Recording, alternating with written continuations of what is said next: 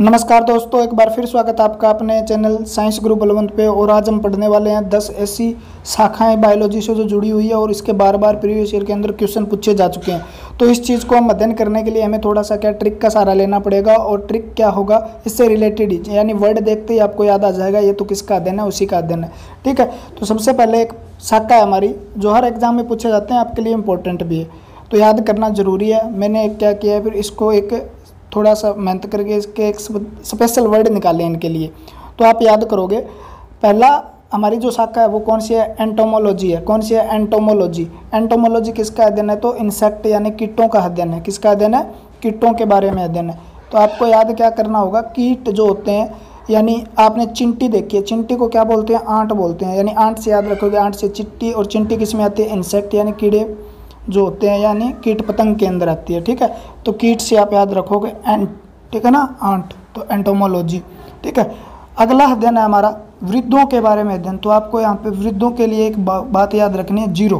क्या याद रखनी है, जीरो। यानी ओल्ड एज जैसे जैसे होती है ना आपकी, यानी जैसे जैसे उम्र बढ़ती है तो उसके बारे में जो परिवर्तन देखने को मिलती है उसके बारे में अध्ययन क्या कहलाता है, हमारा जीरोंटोलॉजी कहलाता है। क्या, जीरोंटोलॉजी। तो जीरोंटोलॉजी यानी इसमें क्या आ रहा है, जीरो आ रहा है। तो जीरो यानी जैसे जैसे आप वृद्ध होंगे, बुढ़े हो जाओगे, आपकी एज बढ़ जाएगी, तो आपकी वैल्यू क्या हो जाएगी, जीरो हो जाएगी। तो याद रखना है, वैल्यू को बढ़ाए रखना है, घटाना नहीं है। ठीक है, तो आपकी वैल्यू जीरो ना हो जाए ऐसा काम करो कुछ। ठीक है, ताकि गवर्नमेंट जॉब लग के पेंशन मिले तो वैल्यू तो जीरो ना हो जब तक बैंक बैलेंस रहेगा। तो क्लियर है ना। हेमेटोलॉजी किसका अध्ययन है, तो हिम से याद करना है हमें। ठीक है ना, हिम से क्या करेंगे, हीमोग्लोबिन। इसमें भी हिम आ रहा है और इसमें भी क्या है, हिम, हीमोग्लोबिन। यानी हिम शब्द जहाँ पे भी आए सॉरी, हिम शब्द जहाँ पर भी आएगा तो उसे वो किससे संबंधित होगा, वो ब्लड से संबंधित होगा, रक्त से संबंधित होगा। तो हीमेटोलॉजी किससे संबंधित हो गया, हीमोग्लोबिन, हीमेटोलॉजी। ठीक है ना, तो ये संबंधित है रक्त से, यानी रक्त का अध्ययन क्या है, हीमेटोलॉजी है। लॉजी का मतलब भी क्या होता है, स्टडी होता है। ये बात बताना भूल गया होगा मैं। हर्पेटोलॉजी, ठीक है ना, इसको शब्द को पढ़ो, हर पेट, हर पेट, हर पेट। ठीक है ना, हर पेट रगड़ के चलता है वो जानवर कैसा होगा, सरीसृप होगा। ठीक है ना, रगड़ के पेट चलेगा, यानी हर पेट शब्द याद रखना है आपको। पेट को रगड़ कर चलने वाले जो क्रीपिंग करते हैं ना, रेंग कर चलते हैं जानवर, वो क्या कहलाते हैं, सरीसृप कहलाते हैं। यानी उभयचर, एम्फीबियन और रेप्टाइल जो होते हैं उनका अध्ययन क्या कहलाता है, उभयचर और सरीसृप का अध्ययन क्या कहलाता है, तो हर्पेटोलॉजी कहलाता है। हर पेट रगड़ कर चलने वाला जानवर क्या है, सरीसृप है।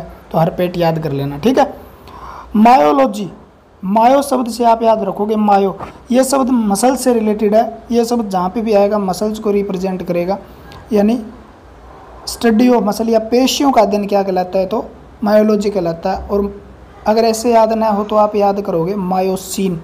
मायोसिन प्रोटीन किस में पाया जाता है, मसल्स यानी मांसपेशियों में पाया जाता है, जो इसके कॉन्ट्रैक्शन और रिलैक्सेशन में सहायता करता है। यानी जो संकुंचन शीतलन होती है मांसपेशियाँ, ठीक है ना, सिकुड़ जाती है, फैल जाती है, तो वो मायोसिन प्रोटीन के कारण होती है। तो आप याद रखोगे, 2 क्वेश्चन याद हो जाते हैं यहाँ से, पेशियों का अध्ययन, मायोलॉजी।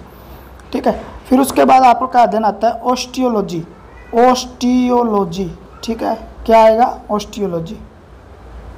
तो ऑस्टियोलॉजी के बारे में कैसे पढ़ेंगे हम, आप इस शब्द को पढ़ के देखो, यानी इसके अंदर क्या आ रहा है, तो आप कहोगे जी इसके अंदर आ रहा है जी अस्थियाँ,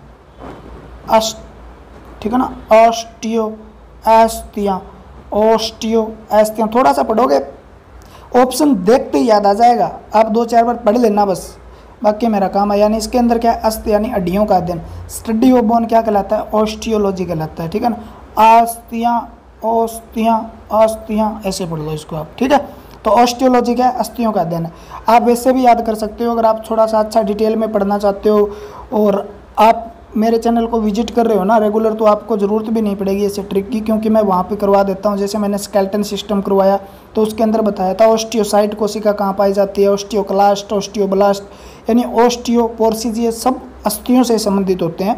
यानी ऑस्टियो शब्द किससे है, हड्डियों से संबंधित है वैसे तो, लेकिन याद रखना हो तो ऐसे भी याद रख सकते हो आप, ऑस्टियो, अस्थियाँ, हड्डियों से संबंधित। ऑस्टियोलॉजी क्या है, हड्डियों का अध्ययन। ओस्टियोसाइट कोशिका कहाँ पाई जाती है? हड्डियों में पाई जाती है।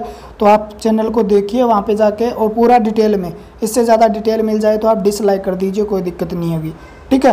ट्रिक का सहारा तो ऐसे ही ले रहे हैं ताकि आपको थोड़ा सा रिवीजन हो जाए किसी तरीके से। ओडोंटोलॉजी, ओडोंटोलॉजी किसका अध्ययन है? सभी को पता होगा, दांतों का अध्ययन है, ठीक है। अगर ऐसे याद ना रहे, टीथ के बारे में जो स्टडी होती है वो क्या होता है? ओडोंटोलॉजी होता है। अगर ऐसे याद नहीं रहता है मेरे दोस्तों, तो आप इस शब्द को देखो साफ करके, दांत, ठीक है ना।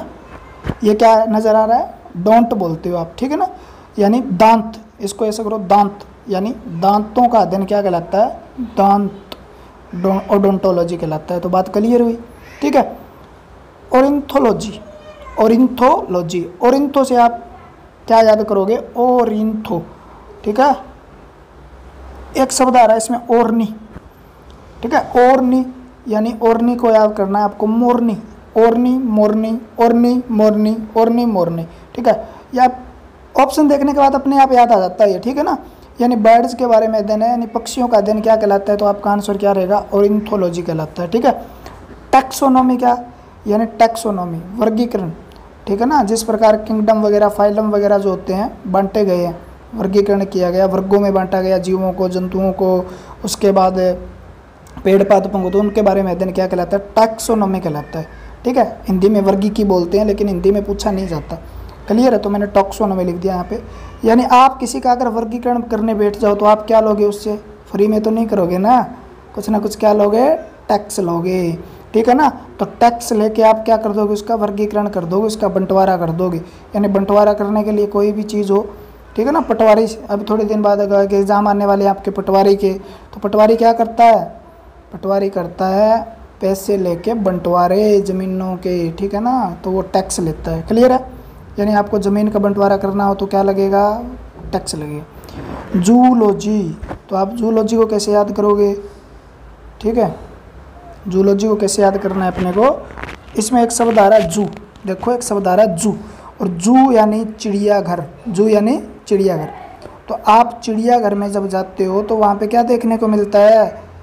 जू, जंतु ही तो मिलते हैं ना, जंतुओं को देखने, हाथी, घोड़ा, एनिमल जो होते हैं उनके बारे में देखते हो आप, शेर देखते हो, ठीक है ना, गधे भी देखते होंगे जंगली, तो ना होता है आपको वहाँ पे जाके वो शेर करते हो, आप टिकट लेते हो।